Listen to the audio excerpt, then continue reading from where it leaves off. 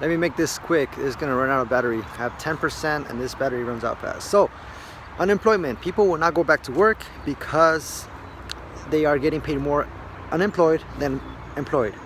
So here are the numbers. People making minimum wage in California is $12 an hour. That's $96 a day. Insurance will pay you $72, which is 75% of the 96. All right, people are also getting paid $600 a week. Divided by 5, that is $120. $120 plus $72 equals $192 a day. That's a 100% increase of what you were making in the past. So for you to go back to work, you're gonna want to get paid $192. If you're smart, you're gonna say, I want that after taxes, because right now they're not taxing the insurance. So if you were smart and you'd be like, hey, I want that after taxes, that means you're gonna have to be getting paid $256 a day, so that when they tax you 25%, you will be getting back 192, which is what you're getting paid right now as unemployed. And so I don't know how likely that is going to happen, or this is just hypothetically the worst case scenario.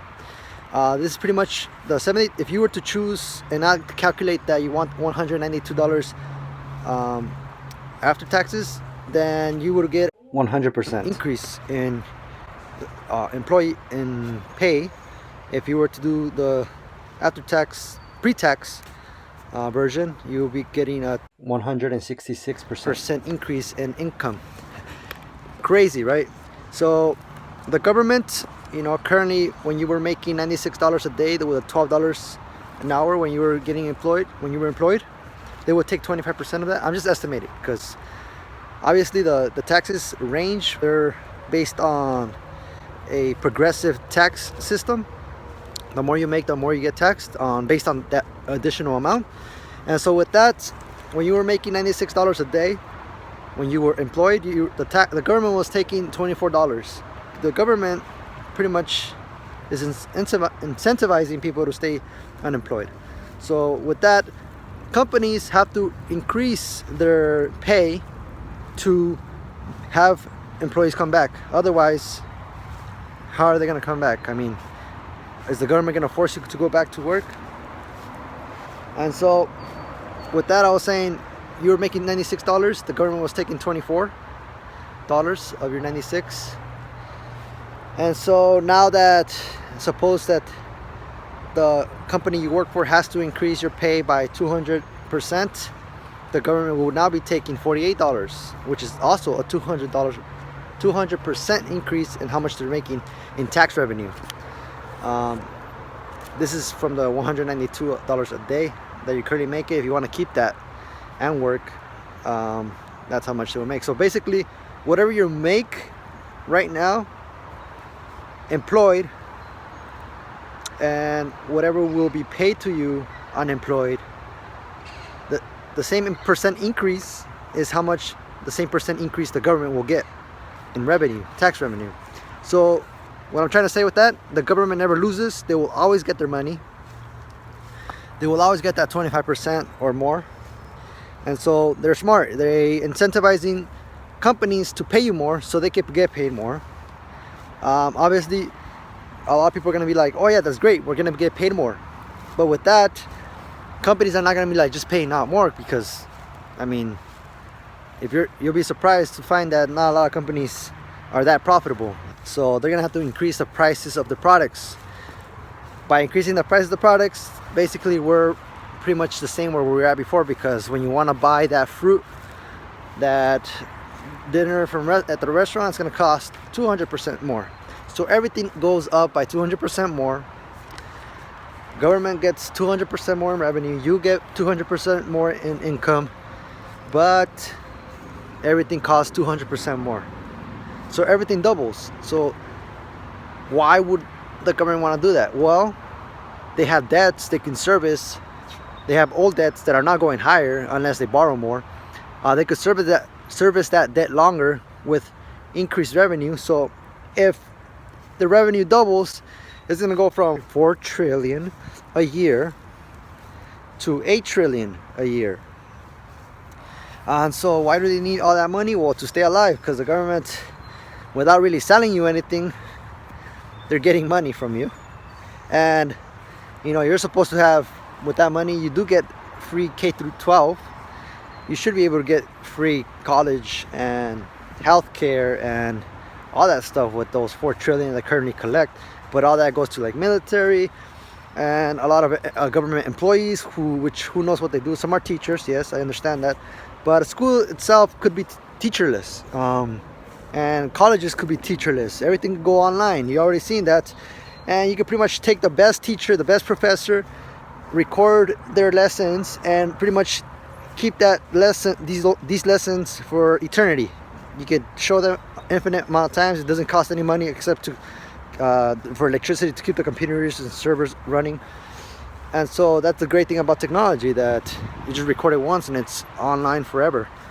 And so college could be free, universities could be free. The expenses of the government could come down substantially, but you know, they like to increase spending somehow, some way or another. And so there is enough money for there is enough money to pay for your health insurance. There is enough money to pay for your college right now. It's just that they're misallocating it. And what needs to happen, in my opinion, is, you know, government employees need to go into the private sector and, you know, do some productive stuff, do some productive labor that is good for the community, the overall, you know, nation, to produce. Because our economy by GDP is more than 70% consumption.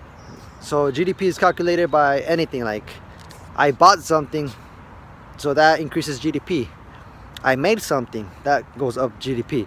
But most of the stuff that increases our GDP is the stuff we buy from China, not that we made here and bought it here. So we don't produce here and buy here. We buy it from somewhere else where it's produced. So China's GDP goes up because they're selling to us. We give them our money, but it still counts as GDP because there's a transaction going on. So what else do I want to cover with this? I think there was another point, but I think that's pretty much it. Just know that if wages do go up, income does go up, you're not gonna really be better off. It's mostly just better off for government. Right here, there's a clip on Chuck Schumer saying that you are dependent on the government, that thanks to the government for stepping up and all this stuff. Expansion of government power. When you have a crisis like this, a scourge that shakes us to our bones, private industry can't get you out of the problem. Only government can. And that's what we learned. Only government can. But obviously this is all this lockdown, I mean the government imposed it. You may disagree with, you know, whether agree or disagree with whether it should have happened, but nonetheless, government took advantage of this situation to now make you more dependent on the government. And so there's a little situation where the government now wants corporations to pay more so that the government could collect more. You get paid more, but you also have to pay more for stuff. And so you stay the same. The population, me, is gonna stay the same. Yeah, I'll make it more, but spending more. Government collects more, and they get to spend more. They want to service the old debt. What I mean by that is, like, if you buy a house right now for $100,000 and you're making $50,000 a year, and now you're getting paid double, now you're making $100,000 a year, but you still got that same loan, that $100,000 loan. The $100,000 loan does not change with inflation. This is what it's all about. This video is all about inflation. So you can pay the house twice as fast, maybe, if you keep your expenses low and you find out a way to not be affected by the doubling in price of goods and services. So that's the dilemma right there. where it looks like it's better, but it's really just gonna be all the same thing. So I hope you enjoy this video. I'll see you on the next video. Ciao, bye.